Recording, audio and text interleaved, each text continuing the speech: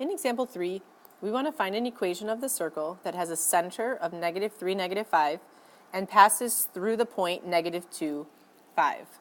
Now, as I write my equation of a circle, I have listed the standard form for you on the top of this page so we can refer back to it. In order to write my equation of my circle, I need to fill in a number for h, I need to fill in a number for k, and I need to fill in my number for r. So if I have my center, -3, -5, I already know my h and my k. So I know that h is equal to -3, and I know that k is equal to -5. And then I need to take into account that I have a point on my circle. And sometimes it's easier to visualize what we have. So let's draw a circle. And if I know my center is right here, and that's that point -3, -5. And then what I also know is that it has to pass through the point -2, 5. So let's say that point's right here. Here's my point -2, 5. Well, what's the comparison between my center and that point? Well, the distance between here and here, that's my radius. Remember, the radius is anything from the center to the outside of the circle. So basically what I need to find in the radius is I need the distance between -3, -5 and -2, 5. So I'm going to use my distance formula to find the distance between these 2 points. So I know r is equal to the distance between those 2 points. And the distance formula tells me that I can take the y values and subtract them. So 5 minus a -5 becomes a +5. Square that.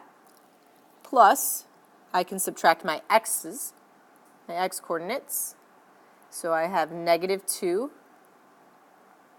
minus a -3. Subtracting a negative makes that a +3, and that's being squared. So if I calculate 5 plus 5 is 10, and 10 squared is 100. And then I have -2 plus 3, which is 1, and 1 squared is 1. I get the square root of 101. And since this is r, I need r squared. So r squared is what's on the right-hand side. So if I square the square root of 101, I get 101.